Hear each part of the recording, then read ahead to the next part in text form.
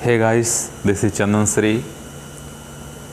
आज का जो सब्जेक्ट है वो है विश्व का भूगोल मीन्स ज्योग्राफी। Okay, geography. और हम लोग पढ़ रहे थे क्राउन सामान्य ज्ञान का ज्योग्राफी। ठीक है, तो हम लोगों ने जहाँ तक पढ़ चुके हैं उससे आगे हम लोग स्टार्ट करेंगे। तो आइए हम लोग मिलकर देखते हैं, टाइम को ज़्यादा नहीं व्यस्त करते हुए। ठीक है, तो आइए हम लोग स्टार्ट करते हैं। विश्व का भूगोल ज्योग्राफी में हम लोग पढ़ रहे हैं। ठीक है, क्या है टॉपिक का नाम? सौर पवन। सौर पवन क्या है? सूर्य के कोरोना से निकलने वाली प्रोटॉन्स की धारा को सौर पवन कहते हैं। उसका जो धारा होता है उसी को बोलते हैं क्या? सौर पवन। ठीक है, चलिए। ध्रुवीय ज्योति। ध्रुवीय ज्योति क्या कहलाता है? तो किसे कहते हैं? उत्तर ध्रुव पर ओरोरा बोरियालिस तथा दक्षिणी ध्रुव पर ओरोरा ऑस्ट्रालिस वे नज़ारे हैं जो रोशनी की बरसात का आभास करवाते हैं। ठीक है, रोशनी का जो उसका आभास करवाते हैं। ये वायुमंडल एवं सौर पवनों के घर्षण से उत्पन्न होता है। ठीक है, ये क्या होता है? घर्षण से उत्पन्न होता है। अगला जो टॉपिक है वो है सौर मंडल के पिंड। सौर मंडल के पिंड। अंतर्राष्ट्रीय खगोलीय संघ ने प्राग सम्मेलन 2006 में आकाशीय पिंडों को 3 वर्गों में विभाजित किया है। कौन कौन सा 3 वर्ग है? तो ये पहला है परंपरागत ग्रह, दूसरा है बौने ग्रह, तीसरा है लघु पिंड। तो पहला देखते हैं परंपरागत ग्रह में कौन कौन आते हैं। तो बुध, शुक्र, पृथ्वी, मंगल, बृहस्पति, शनि, अरुण तथा वरुण। बौने ग्रह किसको बोलते हैं? प्लूटो, चेरॉन,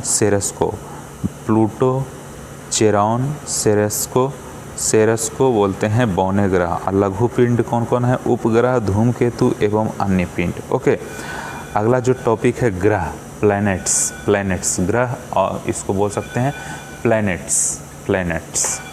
ठीक है, तो आइए हम लोग देखते हैं इसको। सूर्य से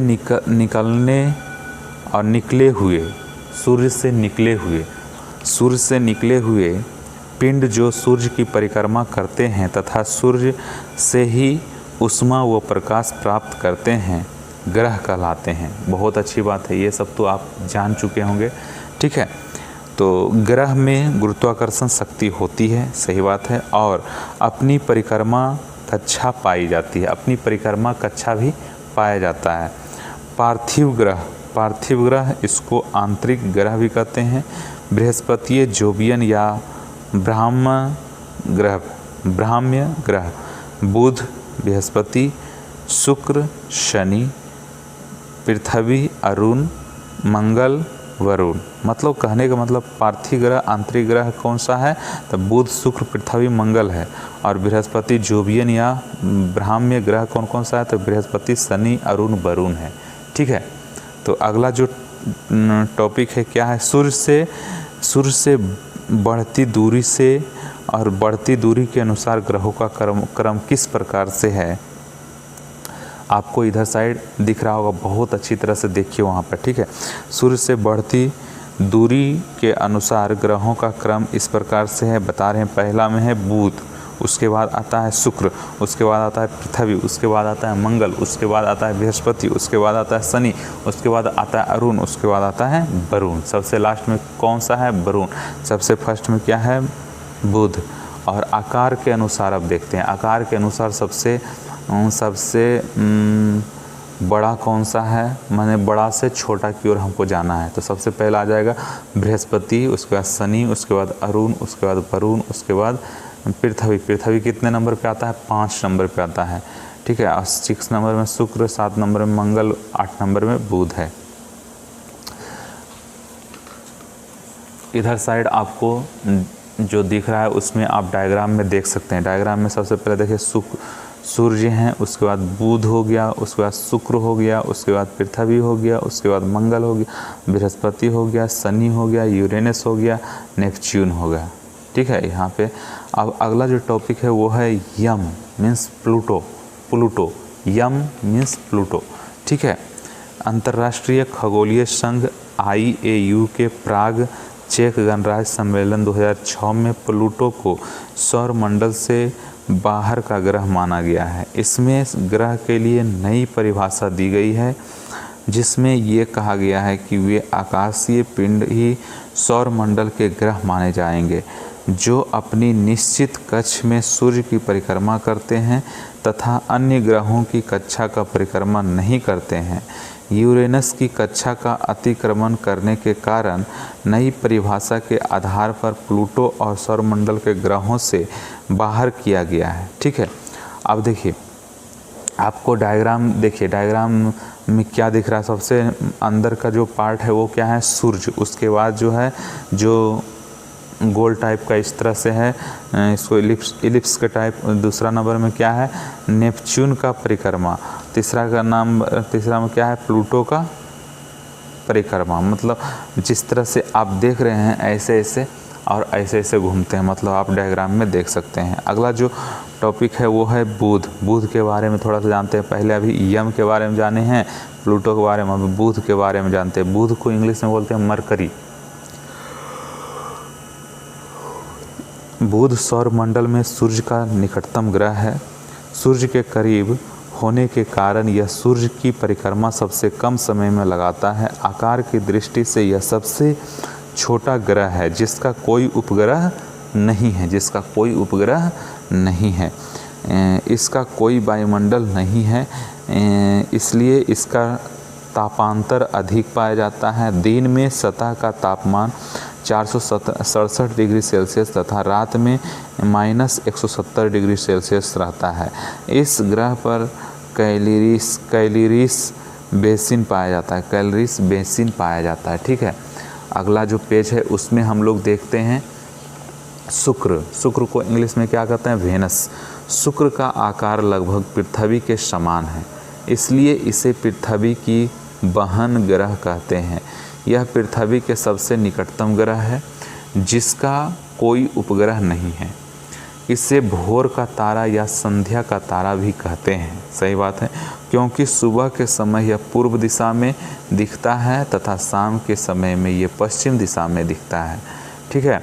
यह सर्वाधिक गर्म है 480 डिग्री सेल्सियस तथा सौर ऊर्जा का सर्वाधिक परावर्तन करने के कारण यह सबसे चमकीला ग्रह है। इसका परिक्रमण पूर्व से पश्चिम दिशा की ओर होती है, पूर्व से पश्चिम दिशा की ओर होती है। इसका सर्वोच्च बिंदु मैक्सवेल है जो बीटा माउंटेन पर स्थित है। ओके, तो हम लोगों ने शुक्र के बारे में, वेनस के बारे में बहुत अच्छी से देखे हैं। अगला है पृथ्वी। पृथ्वी जिस पे हम लोग वास करते हैं उसके बारे में थोड़ा सा जान लेते हैं। पृथ्वी सूर्य का तीसरा निकटतम ग्रह है। अभी हम देखें तीसरा निकटतम ग्रह है।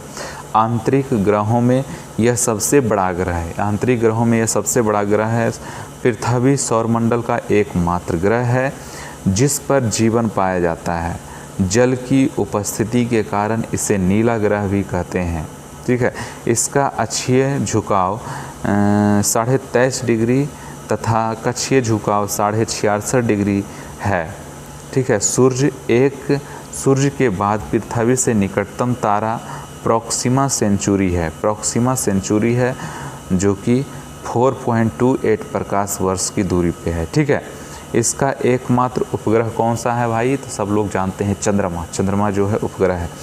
चंद्रमा के बारे में अब जान लेते हैं, ठीक है। चंद्रमा के बारे में अब जान लेते हैं। चंद्रमा को इंग्लिश में क्या बोलते हैं, तो मून बोलते हैं। सेलेनोलॉजी, सेनेलोलॉजी यह विज्ञान की वह भाषा है, यह विज्ञान की वह भाषा है जिसमें चंद्रमा की आंतरिक स्थिति व उसकी सतह का अध्ययन किया जाता है, ठीक है, सेनोलॉजी में। अगला है शांत सागर।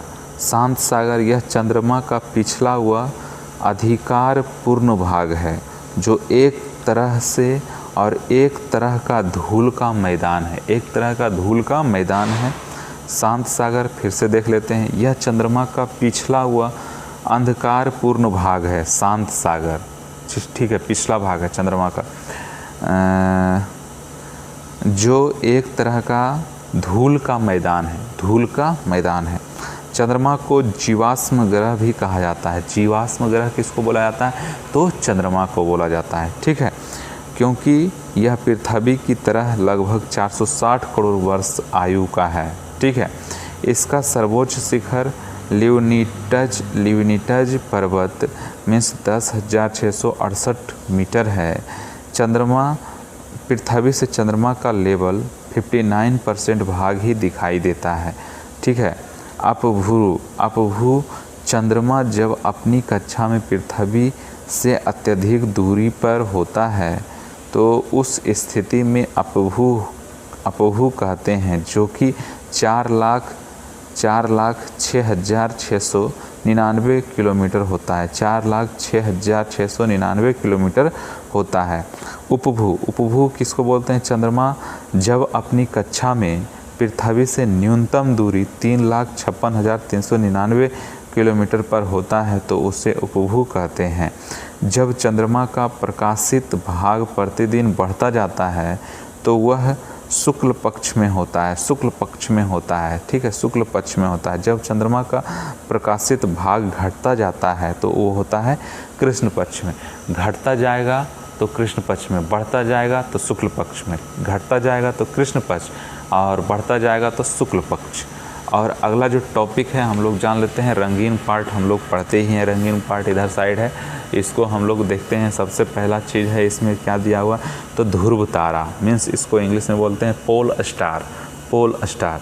प्राचीन काल में लोग तारे को देखकर दिशा का ज्ञान प्राप्त करते हैं। सही बात है, प्राचीन काल में अब नहीं था इतना नॉलेज वगैरह, इतना चीज़ उपकरण जो आजकल के दुनियादारी में, जैसे ये सब इधर पीछे साइड में देख रहे हो, इतना सारा चीज़, ये सब चीज़ नहीं था। प्राचीन काल में लोग तारे को देखकर दिशा का ज्ञान प्राप्त करते थे। ध्रुव तारा एक तारा है जो ठीक पृथ्वी के उत्तर में है। यह बताना कठिन है कि ध्रुव तारा पृथ्वी से कितना बड़ा गुना है, ठीक है।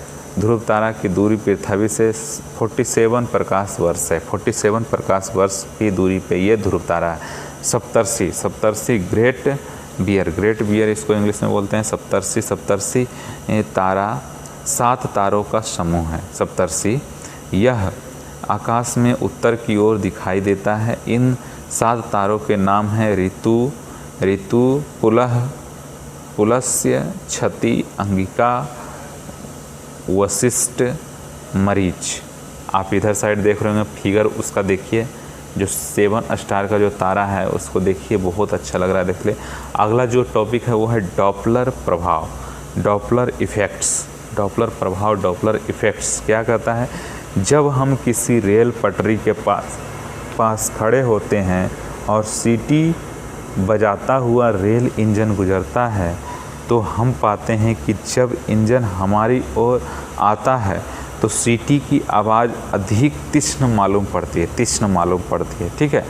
अर्थात ध्वनि की आभासी आवृत्ति बढ़ी हुई प्रतीत होती है। सही बात है। और जब इंजन हमसे दूर जाता है तो सीटी की आवाज़ कम तीक्ष्ण मालूम पड़ती है, अर्थात ध्वनि की आभासी आवृत्ति घटी हुई मालूम पड़ती है, ठीक है, घटी हुई मालूम पड़ती है। तो हम लोगों ने एक खड़ा पेज पढ़ लिए हैं। विश्व का भूगोल में ज्योग्राफी का सब्जेक्ट चल रहा है, ये 3रा क्लास था, ओके। तो हम लोगों ने बहुत ही अच्छी तरह से हम लोगों ने इसका विवरण के साथ पढ़ते हुए आगे बढ़े हैं। तो अगले वीडियो में अगले पेज की ओर हम लोग चलेंगे, अगला खड़ा पेन पढ़ेंगे। तब तक के लिए इजाज़त दीजिए। नमस्कार, जय हिंद दोस्तों। ऐसे ही बने रहे वीडियो को और तरह देखते जाइए और आप एग्जामिनेशन में क्वालिफाई करते जाइए, ओके। चलिए।